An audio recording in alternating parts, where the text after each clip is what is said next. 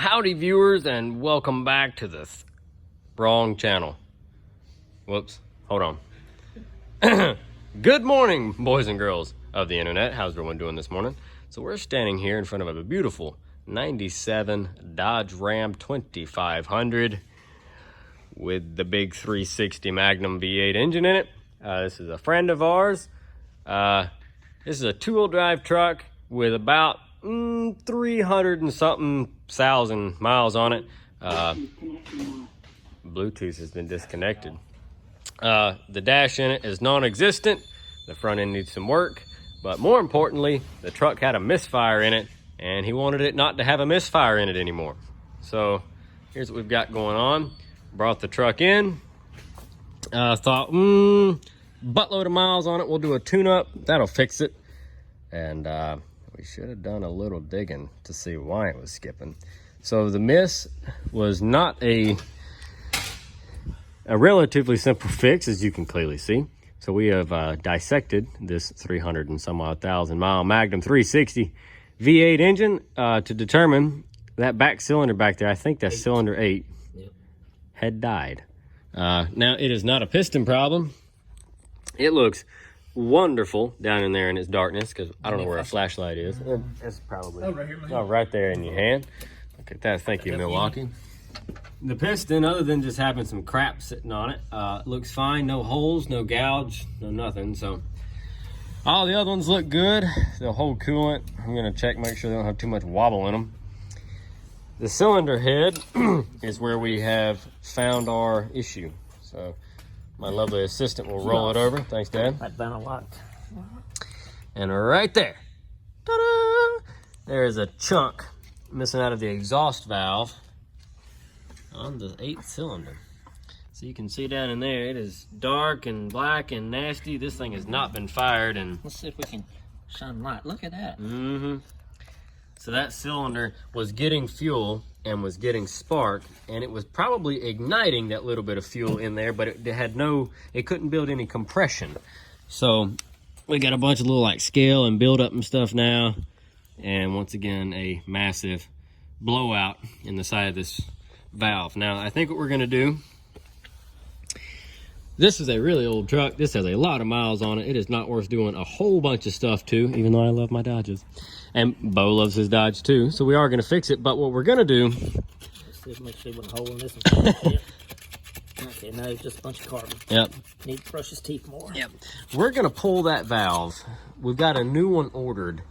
And I think we're just going to slap one valve in it and a head gasket and send this bad boy back on down the road. That'll get this truck running on all 8 cylinders again. He just kind of hauls a bunch of junk around with it, and I think that's all it needs to do. I don't think we need to waste time tearing the whole motor down. Let's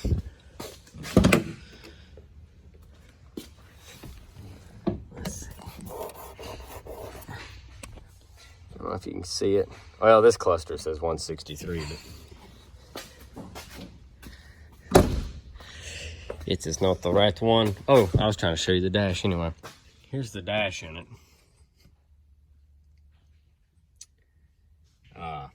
The radio's had a stroke. It's slumped down over there. The climate controls aren't bolted to anything anymore. It's ragged. But I'm gonna part out my white truck and the OG Dirty Dodge. I'm gonna part it out. It's got a bunch of electrical issues. It just threw it up on me real quick. So instead of trying to track all those down, I'm done with it. So I'm gonna take a bunch of my dash pieces that I bought for that truck to fix it. I'm gonna give them to Bo and rig his dash all back together like I did mine. In the meantime, we've got a bed full of parts and some other junk that was already in here when we picked the truck up. And it drove here, but you could tell it was shaking and skipping, and it had a flashing check engine light. And the cylinder head itself, I think, is gonna be fine. It killed a valve. So lots of things could cause that. I don't think we're gonna dig into any of it. It's not usually my cup of tea on this channel to sit down and do a whole bunch of diagnosing videos and whatnot. That's why I made a joke about South Main Auto when I started the channel. If you want to see why something like this happened and how to fix it through, you know, like the super awesome correct way, go check out Eric O. If you just want to see me stab this thing back together and get a few more miles out of this farm truck, that's what this is all about. Doing it cheap, doing it right, and putting Bo back on the road. And we wouldn't do anything he didn't approve of. So we can, and like I said, nothing else seems wrong over here. All the other cylinders had good compression. It ran really good other than that one dead miss in it. So we're gonna pull that valve, stab a valve in it, and put it all back together. And we can have a valve this afternoon, right? Yep. So this afternoon, I think we'll get it back together today. Probably not. Well, we're gonna put it back together. We won't run today, I think. You don't think that is antifreeze? I think. Congealed. Looks like gasket sealer, like RTV. Yeah, I think that's what it is. Okay. Well, we might not get it back together today. We're gonna get it in. We'll probably get it together. We're just probably gonna have it running today. Okay. But it'll be running by tomorrow. But it'll be running by tomorrow. Yes. Okay. So today's Wednesday. Yeah, by Thursday. Okay. Well, that'll finish this one up then. I'm gonna end it here. I'm going to carry it over.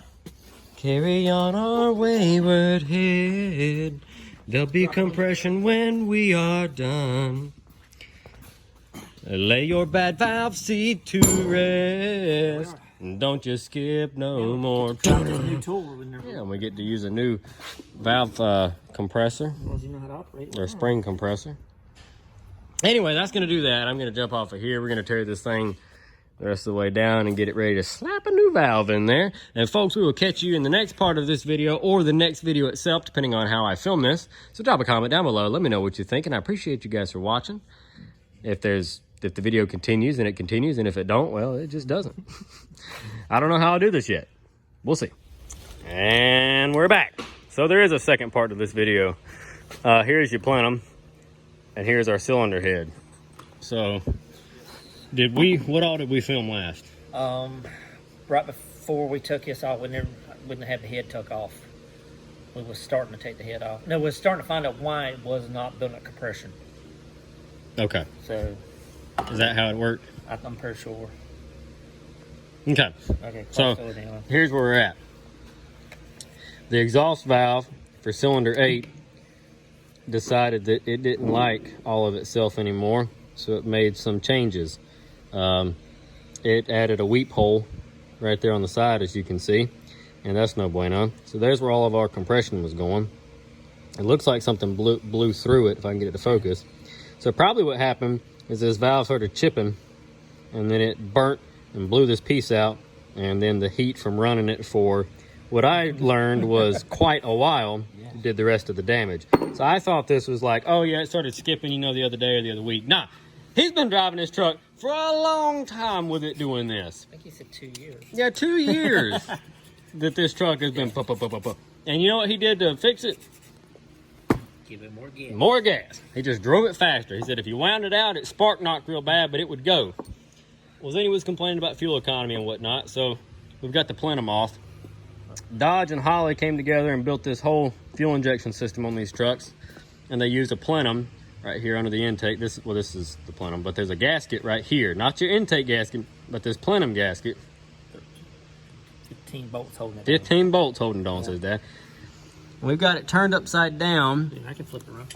And you can see oil dripping out of this thing. Now, your plenum, if you've got a Dodge truck with a 318 or a 360 in it, or even the V10, if this thing, if it runs fine, but if you're burning oil or you're consuming a lot more fuel than you normally do, I'm talking real bad gas mileage, a lot of times the performance of the truck will go down. It'll feel like it doesn't have all the horsepower it should. It'll usually still run on all 8 cylinders. It's like it's wheezing. It doesn't have a whole lot of power. You're having to work it really hard.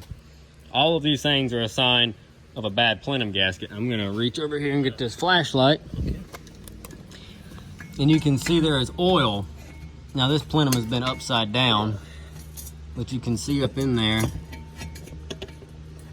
there's motor oil all over the inside of this plenum. And it's even dripping. It's dripping on the bolts. It's dripping out of the intake. That's a That's a puddle of it right there. That's no bueno. That is your plenum gasket leaking. So if you have your truck put together and you want to know, man, this thing is sucking fuel, and everybody's like, oh, it's just a Dodge, that's what they do. No, no, no, no. Have somebody sit in the truck with the engine off and take your air breather off and have them hold the throttle all the way open so that you can look down through the butterflies, and take you a flashlight. If you can see oil sitting down in the bottom of this intake, your plenum gasket is bad. So let's get to what we got going on. Here's where this plenum gasket is actually blown out. And blow by can cause this too, but this is probably just because the truck's got 1.5 million miles on it. That's the new one. There's your new plenum gasket. It goes on, of course, with the cut at the bottom. This is for the distributor. Now, let's get back to what we're doing, because he's doing the plenum right now. We've got a cylinder head sitting here. Well, I got the bright idea. We're going to do this the cheap way. And by me, I mean Bo. We were going to do it cheap. We were going to make the truck run again. The rest of this head looked really good. I didn't see any problems. I didn't see any problems over there either right off the rip. So we go and I order a valve. I took it back. You took it back? It was $20. It was $20 for one new exhaust valve, and I can already hear, you're going to put one valve in it? Yeah, I'm going to put one valve in it. Watch me do it or don't. I'm putting one valve in it. Went and got some some valve compound. Oh, it's just right there. Valve grinding compound. And I set to work setting the new valve in. As I started cleaning, I discovered, if it'll focus, right about there in the center of your screen, right there, is a crack. Right there in the seat. You see it? Teeny tiny little crack. Now, if you're also a Dodge, oh, come on, focus. If you're also a Dodge person, you know that the Dodge heads crack like freaking Humpty Dumpty. They're just, all of them do that. Now, sometimes you can crack that and crack 2 others and the truck will still run and drive, and you might never know it. It might just burn a little bit of oil here and there. It happens. Give me the pack in, please. You want this one? Yes. So anyway, you got a couple ways of doing this. You can ignore that, lap the valve, put it back in, put the head on, and call it a day. Or you can get concerned about it. So we decided to call around and see if we could get a cylinder head. Just one, because this is on a budget. And I found one. We found a good cylinder head. Now the first 375 of them had cracks in them, so you can't use those. But that cylinder head came off of this 130,000, no, what is it? 160,000 mile 360 Magnum engine. This engine's really clean inside. It looks pretty decent up here. In the valley pan, it could be better. The leads and stuff happened when I pulled the plenum off. This motor ran, but it knocked. When I bought it, it was seized up. I got it unseized, and then it knocked. Now we checked. The pistons are okay. It's the bearings. What happened was the truck, the thermostat stuck. The engine ran hot. Person driving it kept just driving it until it just seized up on the side of the road. They ignored that temperature light. So now I've got to find another 360. Now, where did this 360 come from? What are you talking about, Jay?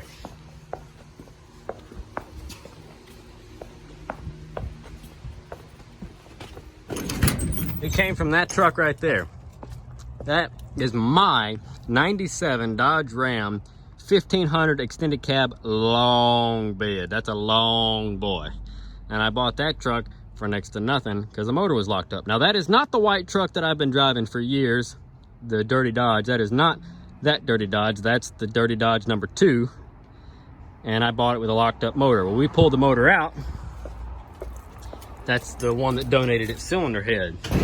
Now, why would I donate a perfectly good cylinder head to save that Dodge Ram? Well, that's because down here on the floor behind this Magnum 360 is this Magnum 360, and this one's got like 60,000 miles on it, and this came out of a church bus.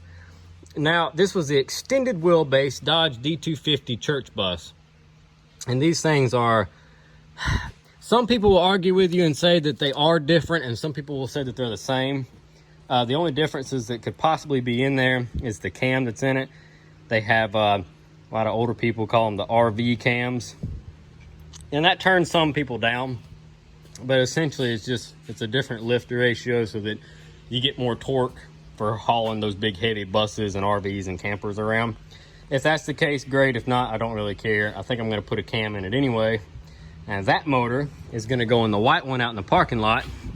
So the motor that came out of the white one in the parking lot can donate its cylinder head to go onto this truck. This one's a 2500 if we haven't mentioned it already. So now I've got that head all cleaned up, put in there, new gaskets. It is torqued down.